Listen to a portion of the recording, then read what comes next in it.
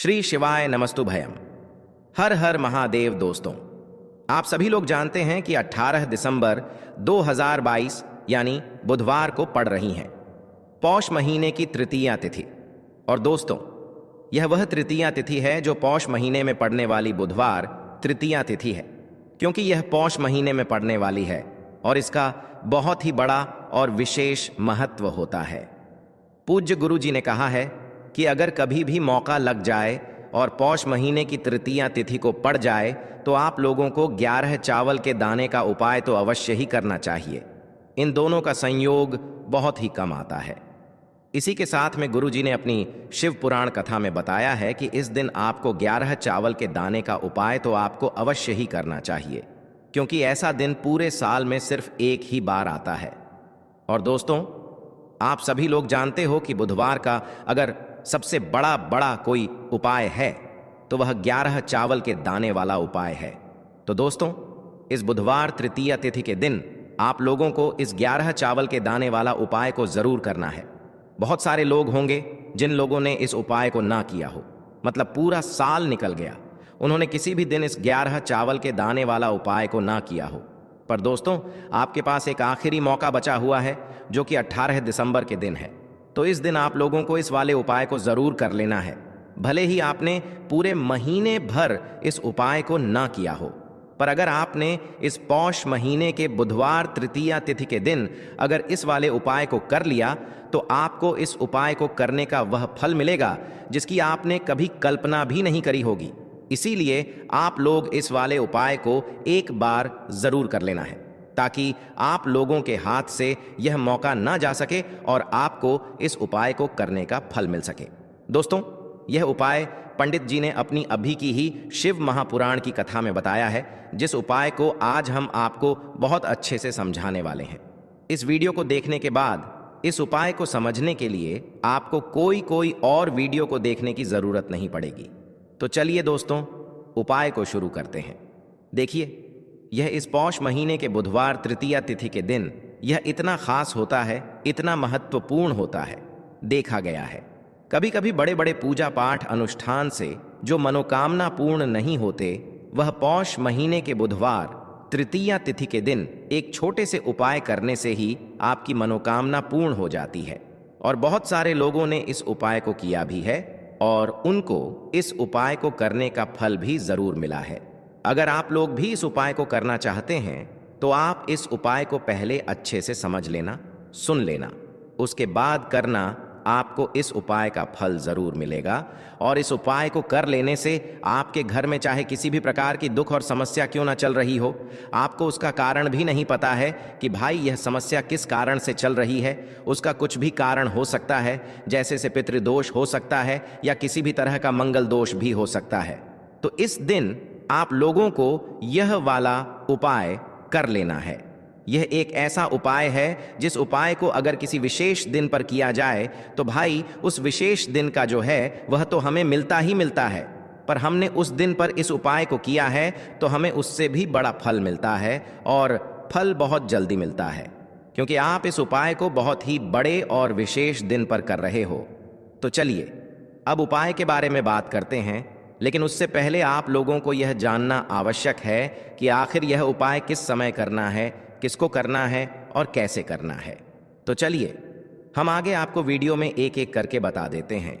लेकिन उससे पहले अगर आप लोग हमारे चैनल पर पहली बार आए हैं या फिर मेरी आवाज़ आज पहली बार सुन रहे हैं तो हमारे चैनल को सब्सक्राइब ज़रूर कर लेना और इस वीडियो को लाइक करके कमेंट बॉक्स में श्री शिवाय नमस्तुभ्यम ओम नमः शिवाय ज़रूर टाइप कर देना।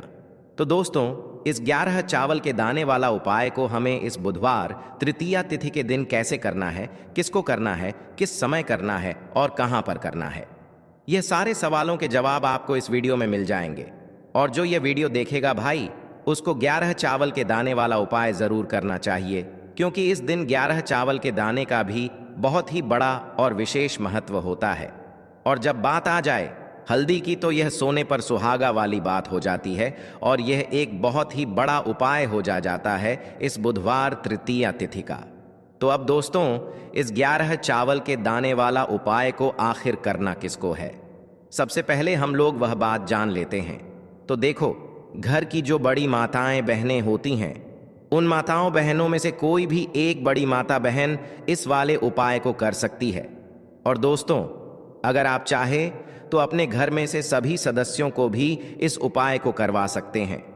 अगर किसी व्यक्ति की खुद की कोई मनोकामना है, खुद की कोई दुख और परेशानी है जो कि वह अपने लिए ही करना चाहता है, इस वाले उपाय को तो वह खुद अपने लिए भी कर सकता है। बाकी अगर कोई घर में से ऐसा है जो कि अपने पूरे घर परिवार की सुख और शांति के लिए यह वाला उपाय करना चाहता है, तो भाई वह भी कर सकता है। उसमें भी कोई दिक्कत वाली बात नहीं है। कहने का मतलब यह है कि इस उपाय को हर एक सदस्य भी कर सकता है और पूरे घर परिवार के सदस्य के लिए घर की बड़ी माताओं बहनों में से कोई एक माता बहन भी कर सकती है। माताएं बहनें अगर घर में उपस्थित ना हो या वह यह वाला उपाय न कर पा रही हो, तो फिर घर का कोई बड़ा सदस्य भी इस 11 चावल के दाने वाला उपाय को कर सकता है, चाहे फिर वह पुरुष ही क्यों ना हो। उसमें कोई भी दिक्कत वाली बात नहीं है। अब दोस्तों, जो अगला प्रश्न निकल कर आता है वह ये आता है इस उपाय को लेकर कि आखिर इस उपाय को हमें किस समय करना है, सुबह के समय करना है कि शाम के समय करना है। तो देखो, इस वाले उपाय को आप लोग सुबह के समय भी कर सकते हो और शाम के समय प्रदोष काल में भी कर सकते हो। अब अगर आप पूछो कि भाई सबसे उत्तम समय कौन सा रहेगा इस 11 चावल के दाने वाला उपाय को करने का, तो हम आपसे बस यही कहेंगे कि इस उपाय को आप सुबह के समय करेंगे तो ज्यादा बेहतर होगा। बाकी अगर प्रदोष काल शाम के समय भी करेंगे तो भी अच्छा होगा, उसमें कोई भी दिक्कत वाली बात नहीं है। तो अब दोस्तों, जो अगली सबसे बड़ी और महत्वपूर्ण बात आती है वह यह आती है कि सुबह अगर हम उपाय को करेंगे तो हमें कितने बजे से लेकर कितने बजे तक के बीच में करना है, और शाम के समय प्रदोष काल में करेंगे तो हमें कितने बजे से लेकर कितने बजे के बीच में करना है। तो देखो, सुबह जितनी जल्दी हो सके आप उपाय को करने की कोशिश करना। बाकी अगर किसी कारणवश लेट भी हो जाओ, थोड़ी देर भी हो जाए, तो 10 या 11 बजे तक भी आप उपाय कर लेना, पर 12 बजे से ज्यादा देरी ना हो। ठीक है, इस बात का ध्यान रखना। उसके बाद में दोस्तों, अगर शाम के समय प्रदोष काल की बात करें, प्रदोष काल का जो समय होता है वो 12 बजे से लेकर रात के समय तक होता है। शाम के 6 बजे से शुरू हो जाता है, मतलब शाम के 6 बजे से लेकर 7 बजे के बीच का जो समय होता है, यह समय प्रदोष काल का समय होता है। तो आप इस उपाय को 7 या 8 बजे के बीच में भी कर सकते हो, मतलब शाम के 6 बजे से रात 8 बजे के बीच में आप कभी भी इस वाले उपाय को कर सकते हो। उसमें कोई भी दिक्कत वाली बात नहीं है। तो पौष का महीना ही है जो आपको धन दौलत पुण्य दोनों ही देने वाला है। पौष के महीने में एम तुलसी का पूजन करके, श्री हरि विष्णु से जुड़े हुए कुछ उपाय करके आप अपने जीवन की निर्धनता, धन से जुड़ी समस्याएं, कर्जे से जुड़ी समस्याओं को हमेशा के लिए दूर कर सकते हैं। तो यह वही महीना है जिस माह में भगवान विष्णु योग निद्रा से जागते हैं। भगवान विष्णु को तुलसी अति प्रिय है, इसलिए उनकी पूजा में भी विशेष रूप से हम तुलसी का उपयोग करते हैं। और बिना तुलसी दल के, बिना तुलसी मैया के श्री हरि विष्णु की पूजा और उनका भोग दोनों ही अधूरे होते हैं। इसीलिए पौष के महीने में ऐसा उपाय आपको बताने वाले हैं जिसे करने से श्री हरि विष्णु की असीम कृपा आपको मिलेगी और माँ तुलसी से ऐसा आशीर्वाद मिलेगा, जीवन का हर दुख, हर कष्ट, गरीबी, निर्धनता, कर्जे से जुड़ी समस्याएं, सब कुछ ही आपके जीवन से दूर हो जाएगा और सुख, समृद्धि, धन, वैभव, ऐश्वर्य सब कुछ आपको अपने जीवन में आसानी से मिलने लगेगा। तो चलिए बात कर लेते हैं कि कौन सा उपाय है, तुलसी के पौधे में कौन सी चीज आपको रखनी है और इस उपाय को किस समय करना है। देखिए, सबसे पहले तो आपको बता दें कि अगर आपके घर में तुलसी का पौधा नहीं है तो पौष के महीने में एक तुलसी का पौधा अपने घर में लाकर जरूर लगाएं, क्योंकि पौष के महीने में जो लोग अपने घर में तुलसी जी का पौधा लाकर लगाते हैं, माँ तुलसी का पूजन करते हैं। कभी भी माँ तुलसी उनके घर में निर्धनता नहीं रुकने देती हैं।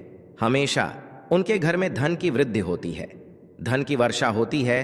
तो जरूर से तुलसी का पौधा आप पौष के महीने में अपने घर जरूर लेकर आएं और अच्छे से आपको माँ तुलसी का पूजन करना है। माँ तुलसी के पौधे की देखभाल करनी है। और वह कौन सी चीज है जो आपको तुलसी के पौधे में पौष के महीने 18 दिसंबर बुधवार तृतीया तिथि में रखना है और कैसे यह चीज रखते ही रातों रात आपके जीवन में चमत्कार होगा और आपके भाग्य का भी आपको साथ मिलेगा। अब दोस्तों, यहां पर इस उपाय को लेकर एक और सबसे बड़ी बात यह निकल कर आती है कि इस 11 चावल के दानों को हमें लेना कहां से होता है और हमें इस उपाय को करने के साथ में क्या और कुछ भी सामग्री ऐसी होती है जो शिव जी के मंदिर लेकर जानी पर डीडी रहती है। तो देखो, यहां पर हम आपको बता दें।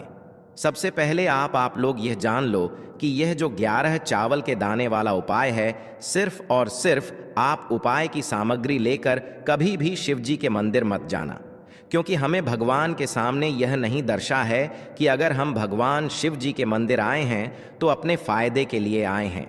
तो इसलिए जो भी पूजन सामग्री है, उपाय सामग्री है, 11 चावल के दाने, इसके साथ में आपको पूजन सामग्री भी जरूर लेकर जाना है। देखो, अगर सुबह के समय उपाय कर रहे हो तो सीधी सी बात है, एक लोटा जल तो आप लेकर जाओगे ही जाओगे। वही एक लोटा जल अगर मिट्टी का जल हो तो बहुत अच्छा रहेगा। मिट्टी का जल कैसे बनाया जाता है, इसके लिए हमने पहले से बहुत सारी वीडियोस बना दी है आपके पास। इस दिन एक आखिरी मौका रहेगा मिट्टी का जल शिव जी पर चढ़ाने का और उपाय को करने का। बहुत बड़ा आपको इस दिन फल मिलेगा। तो इसलिए इस दिन हो सके तो भाई मिट्टी का जल चढ़ाना, तो अपने साथ में कम से कम एक लोटा जल तो आपको लेकर जाना ही जाना है। अगर मिट्टी का जल नहीं है तो घर का जल भी आप इस्तेमाल कर सकते हो। इसके अलावा जो भी पूजन सामग्री है, देखो 11 चावल के दाने यह अलग आपके रहेंगे और जो आपकी पूजन सामग्री रहेगी वह अलग रहेगी। पूजन सामग्री में आप जो भी चीज लेकर जाना चाहे वह लेकर जा सकते हैं, उसमें कोई भी दिक्कत वाली बात नहीं है। वहीं अगर हम बात करें शाम के की, तो शाम के समय शिव जी पर जल नहीं चढ़ता है, इसीलिए शाम के समय आप लोग एक दीपक तैयार कर लें जो कि गोल बत्ती का आटे का शुद्ध देसी गाय का घी का होगा, है ना। इस बात का आप लोगों को ध्यान रखना है और इस दीपक को आपको घर से जलाकर नहीं लेकर जाना है, भगवान शिव जी के मंदिर में जाकर ही जलाना है। इस बात का भी आप लोगों को ध्यान रखना है। अब दोस्तों, यहां पर हमें इस बात को समझना है कि यह 11 चावल के दाने हमें लेना कहां से है। क्या हमें दुकान से लेकर आना है या हमें अपने घर से लेना है या कहां से लेकर आना है और कौन से चावल लेना है, क्योंकि चावल भी बहुत प्रकार के होते हैं। तो देखो, इन सभी सवालों के जवाब आप लोग एक बात में सुन लो कि भाई ये जो उपाय है, इस उपाय में आपको ये नहीं देखना है कि भाई कौन से चावल है कौन से चावल नहीं है। बस जो भी चावल ले रहे हो वह चावल का दाना सबूत होना चाहिए, मतलब साबुत होना चाहिए, टूटा हुआ नहीं होना चाहिए, कटा पिटा नहीं होना चाहिए। यह बात आपको ध्यान रखना है। बाकी आपका चावल बासमती हो या सादा चावल हो या कोई सा भी चावल हो, उसमें कोई भी दिक्कत वाली बात नहीं है। तो सीधी सी बात है कि आपके घर के रसोई घर में जहां पर आप भोजन बनाते हो, वहां पर जो भी चावल आपके उपस्थित हो, उन चावलों में से अपनी एक कटोरी भर लेना या एक मुट्ठी चावल अलग से निकाल कर रख लेना, क्योंकि हम 11 चावल ही यहां पर इस उपाय में लेने वाले हैं। तो हमें यह चावल के दाने गिनकर निकालने पड़ेंगे। इस बात का आप लोगों को ध्यान रखना है। तो अपने उस चावल की कटोरी में से या चावल में से 11 ऐसे चावल के दाने आप लोग निकाल लो जो कि टूटे हुए ना हो, कटे पिटे ना हो, जिनमें कोई दाग ना लगा हुआ हो, है ना। अच्छे साबुत चावल के दाने 11 दाने आप लोग निकाल कर रख लो और इन्हें किसी भी एक कागज की पुड़िया में या किसी एक छोटी सी कटोरी में आप लोग रख लो, ताकि यह सुरक्षित रहे।